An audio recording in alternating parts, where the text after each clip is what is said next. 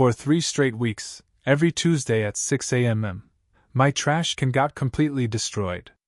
Not by wind. Not by animals. By Bethany Thornfield, our HOA president, slamming her white Lexus straight into it like it was personal. I stood in my driveway staring at the wreckage. The plastic bin was split open, garbage everywhere.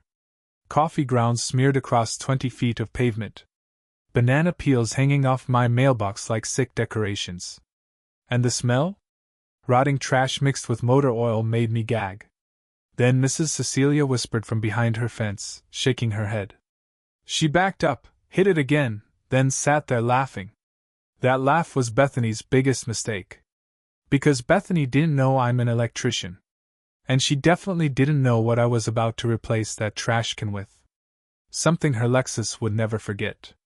So let me ask you, what would you do to your neighborhood Karen? Drop your HOA nightmare below. Where are you watching from? Now let me explain how this nightmare started. My name is Lucian Delroy, and 2 years ago I thought moving to Willowbrook Estates would give my daughter Savannah and me a fresh start. After losing my wife to cancer, I believed a quiet neighborhood and good schools would help my grieving 16-year-old finish her senior year in peace. I was wrong. I'm a union electrician, 42 years old, hand-stained from wire insulation, worn down from 20 years of crawling through attics and fixing homes. I'm used to problems that have logical solutions. But I'd never dealt with Bethany Thornfield. Perfect silver hair that never moved. Designer cardigans worth more than my truck payment. And a Lexus so clean you could eat off it. At 58, Bethany had been HOA president for 8 years in our 127-home community. Long enough to turn the HOA into her personal kingdom. Her voice was fake sweet but sharp, and her heels clicked like a warning signal. You could hear her coming from 3 houses away. The first time happened 3 weeks after we moved in. Tuesday morning, I placed my trash bin at the curb, exactly per HOA rules. Dropped Savannah at school, grabbed coffee, went to work. When I got home, my driveway looked like a garbage bomb exploded. Coffee grounds across 20 feet of pavement. Banana peels on my mailbox. Broken glass glittering in the sun. The stench hit me so hard I almost threw up. It took me 30 minutes to clean it up, and I was late again. That's when Mrs. Cecilia told me the truth. Bethany Thornfield rammed your trash can with her Lexus. Backed up, hit it again, then drove away. Week 2 was the same. But this time I got fined $75 for unsightly debris. Week 3, Bethany showed up with a measuring tape, writing down violations like she was hunting me. Grass 0. Too and too tall. Hose visible. Mailbox numbers wrong. Savannah started leaving early to avoid seeing the mess. My boss warned me about being late. College deadlines were coming, and our new home was turning into a war zone. By week 4, I installed a security camera. And that's when I caught her. Tuesday morning, 6:47 a.m. Bethany's Lexus rolled up at exactly 15 miles per hour, hit the trash can, reversed, and hit it again. The bin exploded like a piñata. But the worst part? She sat there for 30 seconds, admiring the destruction, then drove off smiling. That night, I discovered 3 things. First, 7 families had left Willowbrook Estates in 3 years. Second, they all suffered the same harassment. Third, they were all minorities, single parents, or newcomers who didn't know their rights. That's when I realized Bethany thought I'd run away too. But she had no idea she'd picked a fight with a man who builds electrical systems that can handle 20,000-volt surges. Then came week 5. The citation blitz. I was cleaning trash again at 7 a.m. when I heard her heels clicking toward me like an execution march. Bethany walked up with a clipboard and that fake smile. "Mr. Delra," she said, purposely mispronouncing my name. Then she handed me a citation. $125. The reason? Repeated violations of waste management protocol endangering community aesthetics and property values. I stared at the paper. This is for putting my trash can exactly where your rules say it should go. Bethany didn't blink. Your bin placement demonstrates deliberate non-compliance, she said coldly. Your failure to prevent debris scatter constitutes ongoing neighborhood disruption. And standing there, smelling garbage mixed with her expensive perfume, I realized something terrifying. She was fining me for the mess she created. And she loved it. Behind me, I heard Savannah's bedroom windows slam shut.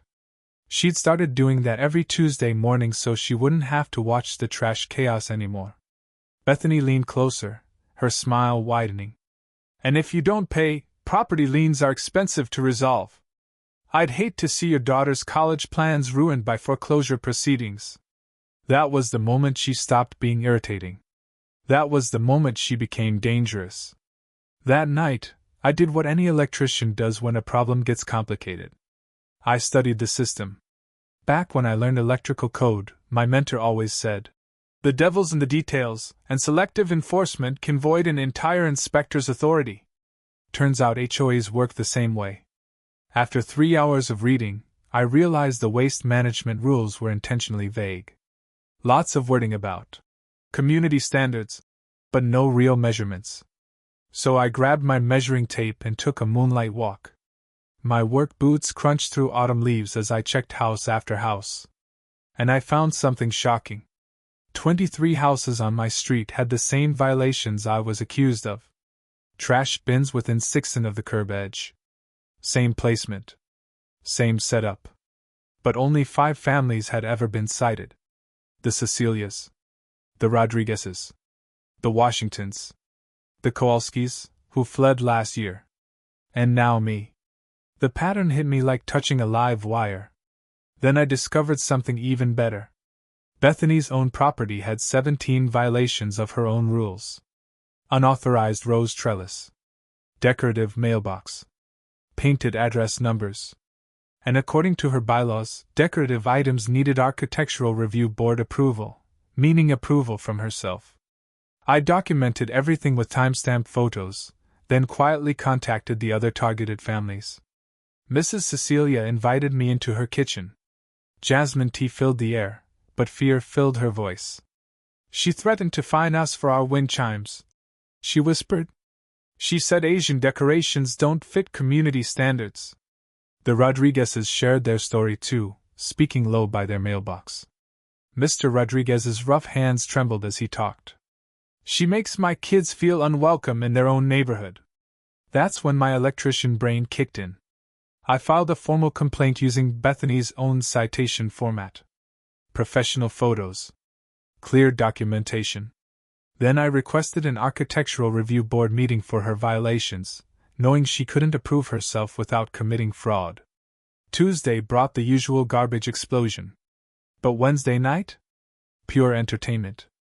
I watched from my window as Bethany worked by flashlight at 2 a.m., tearing down her garden like she was erasing evidence. Rose trellis gone. Decorations removed. Mailbox replaced. Her breathing was fast and panicked in the silent street. But the best part. Mrs. Cecilia recorded everything from her kitchen window. Thursday morning, Bethany called an emergency HOA meeting. And she forgot the mandatory 72-hour notice requirement. When I showed up with Mrs. Cecilia, her smartphone footage, and the Rodriguezes as witnesses, Bethany froze. Her hands shook as she shuffled papers. She had to cancel the meeting completely. Friday, she rushed out revised bylaws, claiming decorative elements installed before 2015 were grandfathered in. Except Mrs. Cecilia's timestamp video proved Bethany's rose trellis was installed last spring. Bethany was trapped. But her desperation gave me a gift. The new rules included a clause allowing infrastructure modifications for security purposes with only basic notification. She just handed me legal cover for whatever I was planning. That weekend, my boss pulled me aside. "Marcus, you've been late 14 times this month. Fix whatever's happening at home." At dinner, Savannah wouldn't even look at me. Stress eating while working on college applications, jumping at every sound. That's when I realized paperwork wasn't enough. Sometimes you don't fight the whole system. Sometimes you upgrade the part that keeps failing. And when someone keeps ramming your property with 4,000 pounds of German engineering, you install something that teaches physics the hard way. Time to visit the construction supply store and figure out exactly how much concrete it takes to stop a Lexus. Week 6 brought Bethany's nuclear option. The guest parking assault. My phone buzzed at 6 a.m. with an emergency HOA notification. New rule effective immediately. No guest parking between 9 p.m. and 7 a.m. Violation means a $200 citation and towing. The timing wasn't random. Savannah's study group met Tuesday nights, and her friends always parked on our street. That evening, I watched 3 cars pull up. Good kids. Quiet kids. Focused kids. Inside, Savannah was baking cookies again, her stress habit. She burned half the batch. Then at exactly 9:01 p.m., Bethany's white Lexus appeared like a predator. She photographed every license plate, measured curbs, and took notes like she enjoyed it. Then 10 minutes later, her floodlights exploded on. Motion-activated spotlights aimed directly at my driveway, bright enough to land aircraft. Our yard looked like an interrogation room. Savannah whispered behind the blinds, "Dad, this is insane.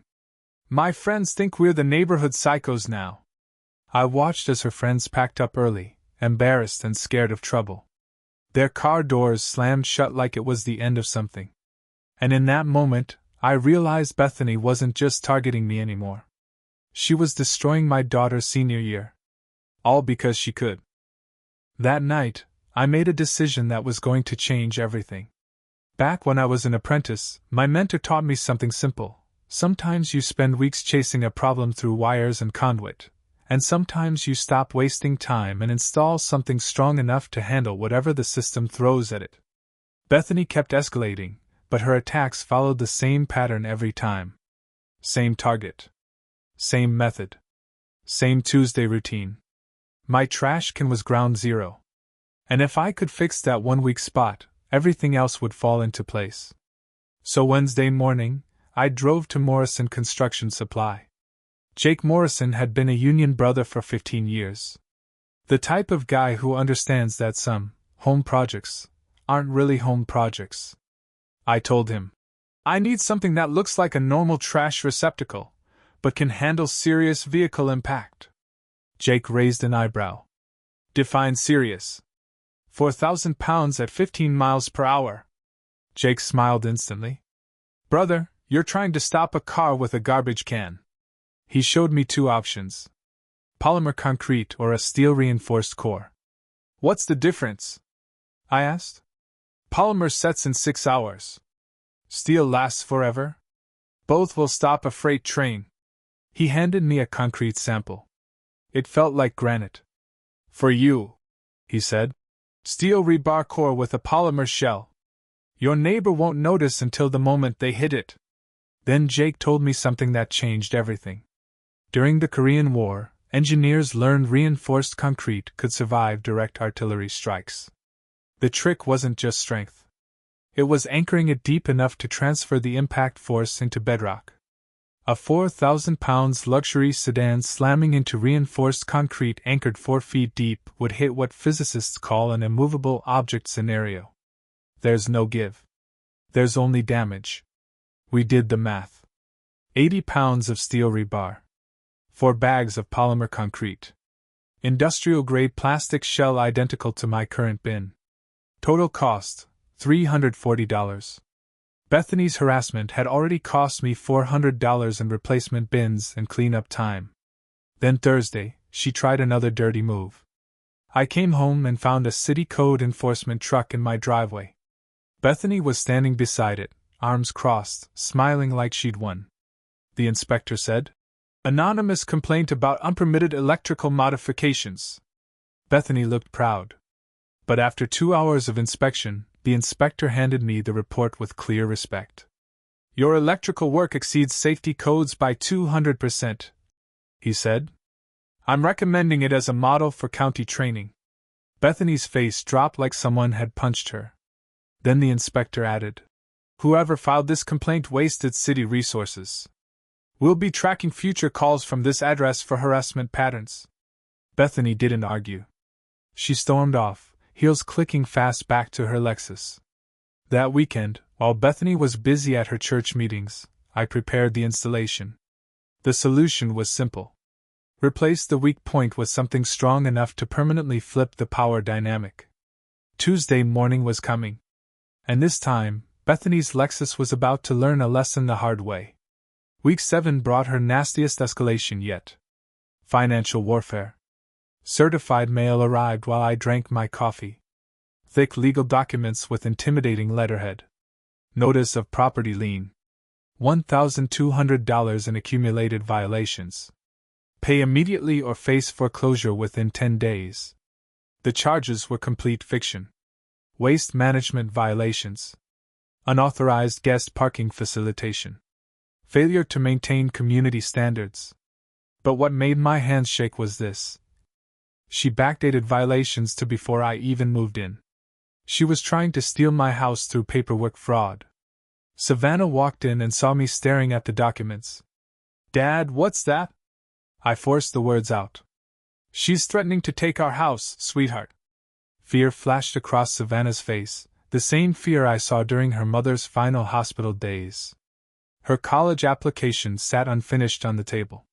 Then she whispered, "Are we going to lose our home, too?" That question ended my patience. No more paperwork games. No more waiting on officials. Time for engineering to solve what legal threats couldn't. That afternoon, I drove back to Morrison Construction. The air was thick with concrete dust and diesel fumes. Jake had everything ready. Steel rebar cut to size. Polymer concrete stacked like ammunition. Industrial-grade plastic shell identical to neighborhood bins. Jake looked at my plans. "You sure about this foundation depth? 4 feet hits bedrock around here." Jake nodded. "That's exactly what you want." I loaded everything into my truck, feeling the heavy finality of it. Jake grinned. "Materials this heavy, whatever hits it ain't driving away under its own power." That evening, my doorbell rang at 7:00 p.m. Mrs. Cecilia stood there trembling, clutching certified mail so tight her knuckles were white. Behind her stood the Rodriguezes and the Washingtons, all holding identical documents. Mrs. Cecilia swallowed hard. "She filed liens against every family that helped you," Mrs. Cecilia whispered, her voice cracking. "All of us, every single one. Same threats. Same fake fines. Same 10-day deadline." The paperwork was so sloppy it was almost laughable. Wrong property descriptions, impossible dates, and signatures that looked like they were copied in a hurry. Bethany wasn't just harassing people anymore. She had crossed into straight-up criminal territory. But the damage was real. Maria Rodriguez wiped tears from her face. "Our kids overheard us. They think it's their fault. They think they're the reason we might lose the house." Mr. Washington, a retired veteran with a Purple Heart displayed proudly in his living room, clenched his jaw so tight I thought it might crack. 30 years I fought for this country," he said, voice shaking with rage. "Now some HOA dictator thinks she can steal our homes with fake paperwork?" The anger in my garage felt heavy, like a storm building. 7 families had already moved away rather than fight her. We were supposed to be next. I looked at everyone and said it clearly, with zero doubt. "Not this time. She picked the wrong neighborhood." That Friday night, while Bethany was off at her usual dinner club, I started building the one thing she'd never expect. Phase 1 digging. The hydraulic post-hole digger ripped into the ground fast, and just like the survey said, it hit bedrock at 46 inches. Perfect. Saturday morning, I built the steel skeleton.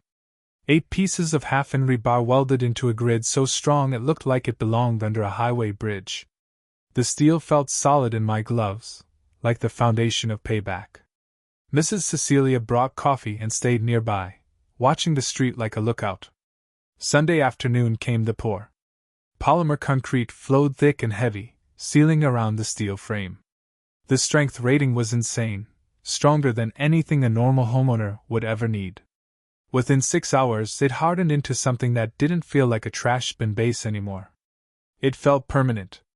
Monday evening, I finished the final step, camouflage. A plastic shell snapped over the top, making it look exactly like every other bin on the block. Nothing about it screamed trap. Bethany would never notice. Tuesday morning was only 8 hours away. And Bethany's pattern was predictable. Every Tuesday. Same time. Same speed. Same attack. This time, she was about to meet something that didn't move. I sat back, waiting, thinking one thing. Let's see what $80,000 of German engineering does against American concrete buried in bedrock. Tuesday morning, 6:47 a.m. I stood at my living room window with coffee, heart pounding like I was about to walk into a fight. Then I heard it. That familiar engine sound. Bethany's Lexus rolled around the corner, smooth and confident, like she owned the entire street. She was going 15 miles per hour, the exact speed she'd used for 12 straight weeks. I watched through the blinds as she lined up perfectly with my trash receptacle. She looked calm. Relaxed. Like she was just finishing her weekly routine. Mrs. Cecilia was already in her kitchen window with her phone ready. The Rodriguez family stood outside their garage, acting casual but watching everything. Mr. Washington stepped onto his porch holding coffee and a newspaper, Purple Heart shining against his bathrobe. Everybody was in position. Everyone was ready. Bethany's Lexus stayed on course. In her mind, this was simple. A 30-pound plastic bin was about to explode across my driveway again. But what she didn't know was that she was driving straight into 800 pounds of reinforced concrete anchored 4 feet into bedrock. The crash lasted less than a second. But it sounded like the whole street snapped in half. Not plastic shattering. Not trash scattering. This was metal screaming. Glass bursting. Steam shooting upward as the cooling system blew apart. Her Lexus stopped instantly, like it had slammed into a wall. Because it basically had. The bin didn't slide. Didn't tip. Didn't even wobble. The airbag went off with a gunshot-like blast. Her hood folded up like paper. The grill crushed straight into the radiator. Both headlights shattered. Oil and antifreeze spilled out, spreading into a rainbow puddle under the engine. The smell of hot metal and burning fluid hit the air so sharp it made my eyes sting. Then silence. Complete silence. Even the birds stopped. Bethany's door creaked open with the sound of twisted metal fighting itself. She stumbled out like someone crawling out of a wreck. Blood ran from her nose. Her cardigan was torn. Her hair was a mess. And her face was pure shock. She stared at the trash receptacle standing upright, untouched, like nothing had happened. Like it had just watched her destroy her own car and didn't care. She walked closer, shaking. Then she touched it. Her fingers tapped the surface. And her eyes widened as reality finally hit. "This is," she whispered, voice cracking. "This is concrete." That's when I stepped outside, wearing my calmest face. "Bethany, are you okay?" I heard a horrible crash. Mrs. Cecilia was already calling 911. "Yes," she said clearly. "Single vehicle accident on Maple Street. Driver looks injured." And in that moment, everything changed. The woman who had terrorized our neighborhood for months had just been defeated in 10 seconds by one thing she couldn't believe: physics. Her reign of terror had ended, with the most expensive lesson in engineering Bethany Thornfield would ever get. The next hour unfolded like watching a house of cards collapse in slow motion. 2 police cruisers arrived first, followed by an ambulance and a tow truck. I stood in my driveway, putting on my calm, helpful neighbor face, answering Officer Martinez's questions with innocent concern. "So, you heard the crash from inside?" Martinez asked, notepad in hand. "Yes," I said. "Loud bang, sounded like metal hitting concrete. I came out and found Mrs. Thornfield's car." I gestured toward the wreckage, letting physics do the talking. "Any idea what caused this?" he asked. I pointed at my perfectly upright trash receptacle. "Looks like she struck my garbage bin, but I'm baffled how it caused this much damage. Martinez inspected it, running his hands over the smooth plastic shell. Nothing gave away the steel-reinforced core anchored to bedrock beneath. Irony hit me harder than my morning coffee. I had upgraded it after her vandalism, something heavy-duty to prevent tampering. As he documented the scene, I watched Bethany explain her side to a second officer. Her gestures became frantic as she accused booby traps and neighbor sabotage, pointing at the innocuous bin like it was a weapon. Then things got dangerous. Officer Martinez returned, skepticism written across his face. Mrs. Thornfield claims your trash can is reinforced to damage vehicles, he said, trying not to smile. She says you installed it intentionally to harm her. My electrical training kicked in. Documentation is everything. It's a garbage can, officer. Heavy-duty plastic model from Morrison Construction Supply. Here's the receipt. Jake Morrison had cleverly written, residential waste receptacle, heavy-duty model, on the invoice, technically accurate, but silent on the steel-reinforced concrete anchored to bedrock. The insurance adjuster arrived just as paramedics finished treating Bethany's injuries. Richard Kowalski, a colleague I'd worked with on commercial electrical jobs, examined the wrecked Lexus with stunned amazement. Single-vehicle accident into a trash can? He asked, photographing the destroyed front end. That's what the driver claims, Martinez replied. Kowalski measured impact angles, checked debris patterns, tested my installation, his confusion growing with each pass. In 20 years, never seen a garbage bin total a luxury sedan, he muttered. Bethany made her critical mistake. Desperate, she shrieked at the officer, pointing at me. He deliberately installed that concrete thing to destroy my car. He's been plotting this for weeks. Her admission hung in the air like a confession. Martinez paused. Ma'am, you're saying you've been intentionally hitting his trash can? Color drained from her face. Mrs. Cecilia appeared, calm and steady, holding her manila folder of evidence. Officer, we have 12 weeks of security footage showing Mrs. Thornfield deliberately ramming trash cans. High-def timestamps captured every impact, accelerating, reversing, watching destruction with satisfaction. Homeowners, here's the key. Insurance policies exclude intentional acts. Bethany's $15,000 claim was legally worthless the moment she admitted targeting my installation. Then Kowalski finished his preliminary report. Based on the evidence, he said, closing his folder, this is intentional property damage, not an accident. Claim denied. Pending criminal investigation. The sound of her world collapsing was audible in her strangled gasp. By afternoon, she'd hired a lawyer and was threatening lawsuits, calling everyone from her house about conspiracies and property rights violations. But her desperation backfired. Families long isolated realized they weren't alone. The Washingtons brought records of 6 false code enforcement complaints. The Rodriguezes shared examples of discriminatory harassment. Mrs. Cecilia provided a 3-year timeline. My garage became a neighborhood war room, evidence stacking higher than electrical code manuals. She cost us $2,400 in legal fees, Mr. Washington said grimly. Made our kids afraid to play outside, added Maria Rodriguez. That evening, Savannah looked at the mess of damage estimates and legal threats on the kitchen table. Dad, is this really over? She asked.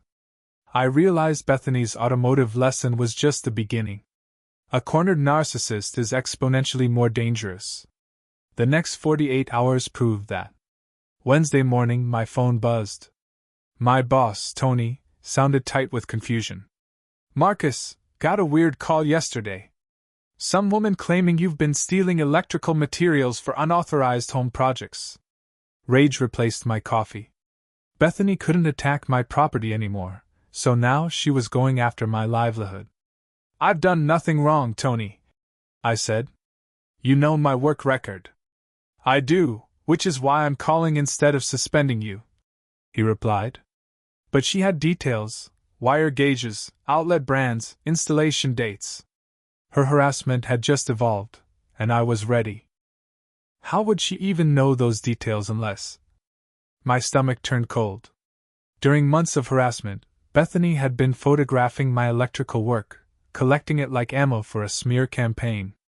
My fingers tightened around the phone so hard they almost went numb. "She's the HOA president," I said. "The one who's been destroying my property by ramming my trash can. I can prove everything." "Bring that proof on Friday," my boss said. Then his voice dropped. "And Lucian, watch your back. Someone's trying to destroy you at work." Thursday brought escalation number 2, full-on bureaucratic carpet bombing. I was installing a GFCI outlet when my phone buzzed with a city inspection notice. Anonymous complaint. Extensive unpermitted electrical modifications. Inspection required within 24 hours or face municipal violation proceedings. The paper crackled in my truck as I read the report, and my blood pressure shot through the roof. Bethany had filed detailed claims that I was running an unlicensed electrical business. She listed every upgrade I'd done to my own home and twisted it into commercial work in a residential zone. City Inspector Williams arrived in my driveway holding a clipboard packed with pages. "Someone filed a very detailed report," he said. "Claims you've been operating illegally for months."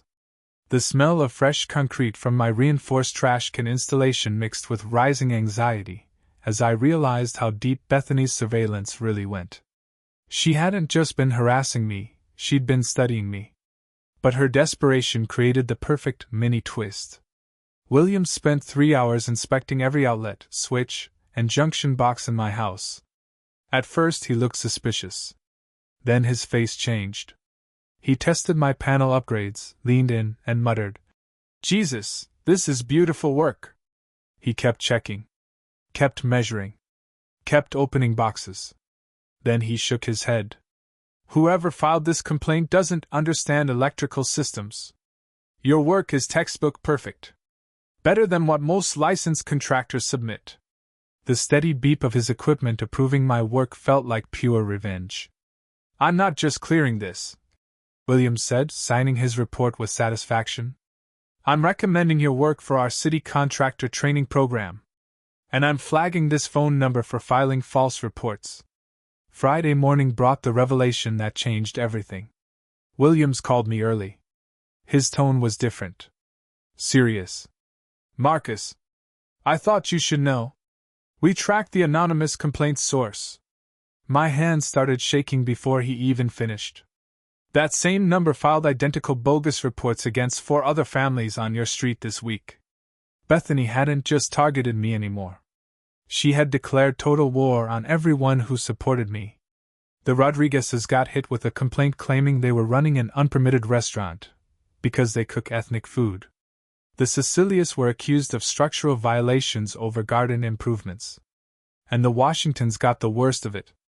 Anonymous CPS reports claiming child neglect.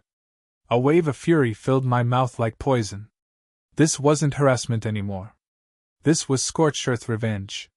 That evening, my garage turned into a war room. Families stood around comparing paperwork, violation notices, and threats. The rage in the room was visible in white-knuckled hands gripping documents. Mrs. Cecilia's voice trembled as she spoke. "They questioned my granddaughter at school," she said. "They asked if we had enough food, if adults ever hurt her." A 6-year-old terrified because Bethany wanted revenge. Mr. Rodriguez's carpenter hands that had built half the custom work in our neighborhood, shook as he read his notice. "She claimed our backyard playground is unpermitted commercial construction," he said. "It's a swing set. For our kids." But Bethany miscalculated something huge. Instead of breaking us, her nuclear attack united us. And the moment she dragged children into it, she crossed a line that turned scared neighbors into determined allies. Mrs. Cecilia's paralegal training became our weapon. She organized evidence like a professional investigator. And then I remembered something from years ago. I once worked on a discrimination case where a pattern of harassment created community-wide legal liability. That truth hit me like a surge of electricity. This wasn't just personal anymore. Bethany's documented targeting of minorities and single parents wasn't only immoral, it was federal civil rights territory. Lawsuit territory. Bankruptcy territory. Sunday night, reviewing our prosecution-grade evidence file, her vulnerability became clear. Bethany had created paper trails prosecutors and civil rights attorneys dream about. But people like Bethany don't surrender when they're cornered. They explode. And I could feel something worse coming. Monday morning brought her nuclear option: total financial warfare. I was checking emails when an urgent message from our HOA management company hit my inbox. Emergency assessment. All homeowners required to pay $2,400 within 72 hours to cover unexpected legal and infrastructure expenses or face immediate lien proceedings. The desperation was so obvious I could practically smell it. The explanation was rushed, messy, and panicked. According to the notice, our community faced catastrophic legal liability requiring immediate payment to protect property values and community stability. Translation: Bethany was trying to force the entire neighborhood to pay for her wrecked Lexus and her legal bills. But her emergency assessment had a fatal flaw. Mrs. Cecilia called within an hour. Her paralegal instincts caught it instantly. "Marcus, this violates 3 different state laws," she said. "She forged board signatures, bypassed mandatory voting, and set illegal deadlines." I could hear papers flipping fast through the phone. "Emergency assessments require 30-day notice and homeowner ratification," she continued. "She's demanding payment in 72 hours based on fake emergency claims." By Tuesday, our informal alliance had become full legal resistance. Mr. Washington's military precision turned our chaos into a structured case file. He separated everything into prosecutable categories. The justice in my hands felt real now, heavy, solid, unavoidable. 27 families received identical threats, he reported during our garage meeting. "She's trying to extort the whole neighborhood to cover her personal expenses." Then Wednesday brought the mini twist that flipped everything from defense to attack. The Rodriguezes uncovered something explosive while checking property records. Bethany hadn't paid her own HOA dues in 8 months. The same woman demanding emergency payments from everyone else was $1,440 delinquent. "Gets better," Maria Rodriguez said, spreading documents across my workbench. "She's been using HOA accounts to cover her personal legal fees. 3 payments to her attorney totaling $2,800, labeled as community legal expenses. That wasn't just corruption. That was embezzlement. Felony-level crime. Prison-level crime." Then Mrs. Cecilia found the smoking gun. Bank records showed HOA funds transferred directly into Bethany's personal account the exact same day her car insurance claim was denied. She didn't just harass us, she had been stealing HOA money to pay for damage she caused herself. And the moment I realized how deep this went came from someone I didn't expect. Thursday morning, Jake Morrison called me. "Marcus, remember that polymer concrete you bought?" "Yeah." "Well, Bethany came into my store yesterday. She was asking for equipment to destroy reinforced concrete. Sledgehammers, jackhammers, anything that could break an installation like yours." My stomach dropped. Then Jake added something worse. "She also asked about chemical concrete dissolvers, and even explosives. I told her we don't sell anything like that, but she looked determined to find it somewhere else." That's when it hit me. Bethany wasn't done. She was planning her final move. That same night, I called an emergency meeting. 23 families showed up, and the mood was serious. Everyone had the same look in their eyes. This wasn't fear anymore. It was anger. I told them the truth. "She's planning to destroy my trash can installation." Then I made it clear. "But she doesn't understand something. That thing isn't just concrete. It's evidence. If she touches it, she adds more charges." That's when Mr. Washington stood up, straight as a soldier. "We have enough proof to end her. Embezzlement, extortion, harassment, false reports, and now planned destruction. We don't just defend anymore. We strike back." And we built a plan. Mrs. Cecilia would file criminal complaints with the district attorney Friday. The Washingtons would report her to the state HOA Oversight Board. The Rodriguez family would contact the media. Friday came fast. I installed extra security cameras, ready to record whatever Bethany tried next. But that afternoon, something happened that reminded me why we were fighting. Savannah walked into the garage holding a letter. "Dad, I got into State University. Full academic scholarship." I hugged her so hard I could barely breathe. Bethany tried to destroy our family for months. And Savannah still won. Savannah looked at the reinforced trash can and smiled. "She thought she could break us by attacking the weakest spot, but you turned it into the strongest part of our defense." And that's when I knew. Saturday wasn't going to be a normal HOA meeting. It was going to be the end. Saturday morning, 9 a.m. sharp, the emergency HOA meeting began. The community center was packed. 89 homeowners filled every chair. In the back stood Diana Walsh from Channel 7, camera rolling. Near the front sat Officer Martinez, ready to take notes. And leaning against the wall was Detective Sullivan from Financial Crimes, holding a briefcase stuffed with subpoenaed records. The room went silent when Bethany walked in. 20 minutes late. She didn't look powerful anymore. Her clothes were thrown together, her hair looked messy, and the keys in her shaking hand said everything. Her Lexus was still in repairs. Mrs. Cecilia opened the meeting like a professional. "Today we address harassment, financial crimes, and abuse of authority that has terrorized this neighborhood for 3 years." Bethany immediately snapped. "This is illegal. I'm still HOA president." But Mr. Washington stood up. "We have signatures from 73 residents. That's more than the required 2/3 majority." Bethany froze. Then Mrs. Cecilia added the sentence that cracked the room open. "We are also presenting evidence of criminal activity requiring immediate removal." That's when I stood up, grabbed the wireless microphone, and looked straight at her.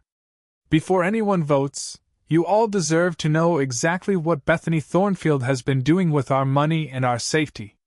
Then I played the footage. On the screen, everyone watched Bethany ramming my trash cans, over and over. 12 straight weeks. Accelerating. Reversing. Hitting again. Then sitting there like she was proud. The room filled with gasps. I didn't stop there. Financial records show Bethany used HOA funds to pay her personal legal expenses. A total of $4,200. Detective Sullivan stood up. "We are investigating multiple felonies. Embezzlement, extortion, filing false reports, and harassment of protected classes." Bethany's face went white. Then she exploded. "This is all lies. They're conspiring against me. They set traps. They're sabotaging HOA authority." But then came the moment that destroyed her. Reporter Diana Walsh stepped forward, camera locked on Bethany's face. "Mrs. Thornfield, Channel 7 Investigative News. We found identical harassment complaints in 2 previous neighborhoods, Oakwood Estates and Riverside Commons. Would you like to comment on the sealed settlements?" Bethany didn't speak. She couldn't. Because now the whole room understood the truth. This wasn't a misunderstanding. This was her pattern. And I looked at her and said the words that ended her reign. "You've done this before. 3 communities, same pattern, targeting minorities, single parents, financial crimes, and terrorizing families, until lawsuits forced her to move on." The room went silent as everyone realized this wasn't a petty neighbor dispute. They were facing a professional community predator. Mr. Rodriguez stood, his voice steady and authoritative. "Motion to remove Bethany Thornfield from all HOA positions for criminal misconduct and financial crimes." Voices immediately seconded him. The vote was overwhelming, 87 in favor, 2 opposed, her relatives. Bethany abstained, frantically consulting with her lawyer. Mrs. Cecilia was elected interim president unanimously, with full authority to implement transparent financial oversight and fair enforcement rules. As security escorted Bethany out, she lunged for one last attack. "You think you've won? I'll sue every one of you for conspiracy, defamation, property destruction." Detective Sullivan cut in, voice calm and final. "Ma'am, you have the right to remain silent. I suggest you exercise it. The handcuffs clicked, echoing through the community center. 3 years of neighborhood terror officially ended. Justice had arrived, precise and satisfying. 2 years later, I stood in the same driveway where it all began, watching Savannah pack for her sophomore year at State University. The reinforced concrete trash receptacle that ended Bethany's reign still stood in place, now adorned with flowers Savannah planted each spring. Neighborhood kids used it as home base for hide-and-seek. Turns out, an immovable object makes a perfect playground prop. Bethany's legal consequences were swift. 18 months in county jail for embezzlement and harassment, plus 3 years probation with mandatory anger management. The $12,400 in restitution funded our new playground, designed with Mr. Rodriguez's carpentry skills. Her insurance company refused to cover her Lexus repairs, intentional property destruction voided coverage, and her own security footage sealed the case. Last I heard, she drove a 10-year-old Honda and lived in a small studio 3 towns away. Our neighborhood transformed under Mrs. Cecilia's leadership. HOA meetings became monthly potluck dinners where families shared food, stories, and truly democratic decisions. The Rodriguez family organized an annual Unity Block party celebrating diversity. Property values rose 12% in 2 years. Turns out communities thrive when residents aren't terrorized by systematic harassment. My engineering solution became locally famous. Morrison Construction Supply now stocks the Delocqua Mao reinforced trash receptacles, and Jake estimates he's sold 40 units to homeowners facing similar destruction. Knowing defensive engineering can stop harassment without breaking the law has empowered families across 3 counties to stand up to bullies. Professionally, my reputation soared. That city inspector's recommendation led to consulting work helping other neighborhoods fight HOA corruption. I now speak at homeowner rights conferences about engineering solutions for systematic harassment. My experience resonates with thousands nationwide. Savannah thrived despite, or maybe because of, our year-long legal struggle. Her college essay on learning democracy through neighborhood organizing won her a full scholarship. She's majoring in civil engineering with a focus on community infrastructure that serves people, not controls them. The ripple effects continued. Diana Walsh's investigative series won a regional journalism award and inspired state legislation strengthening homeowner protections. The Thornfield laws now require criminal background checks for HOA board candidates and mandate transparent financial reporting. Mrs. Cecilia leveraged her interim presidency into a career as an HOA governance consultant, helping dozens of communities implement fair policies. I published my technical guide online, Fighting HOA Corruption, an engineer's guide to legal defensive measures. It's been downloaded over 50,000 times by homeowners facing similar harassment. But the real victory lives in daily life. Tuesday mornings are peaceful again, no garbage collection warfare. Savannah's friends visit freely. The sounds of children playing replace the echo of clicking heels. This morning, as I helped Savannah pack, she paused at our famous trash receptacle. "Dad, I've learned something," she said. "Sometimes the best way to stop a bully isn't fighting back. It's building something stronger than they can break." I hugged her, feeling the pride of every electrician hand calloused by work. She'd learned the real lesson. Engineering solves the root problem, not just the symptoms. Now, every October, we host the annual Concrete Can Festival, a community celebration drawing families from across the county. We've raised over $15,000 for the Neighbor Defense Fund, providing legal aid to families facing HOA harassment. The festival also funds college scholarships for kids from targeted families, ensuring Bethany's attempts to destroy futures instead create opportunity. As I write this, the reinforced trash receptacle still stands guard, serving its original purpose while symbolizing something bigger. Ordinary people can engineer solutions to beat systematic oppression. Lucian spent 8 months dealing with Bethany's sudden harassment, $1,200 in costs. That was when he realized Bethany's real game. She was trying to take his house. The lesson is always the same. The power of these HOA dictators only works when residents don't know the rules.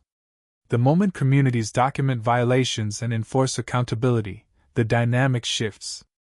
Bethany's Lexus and repeated attacks met immovable objects and rules.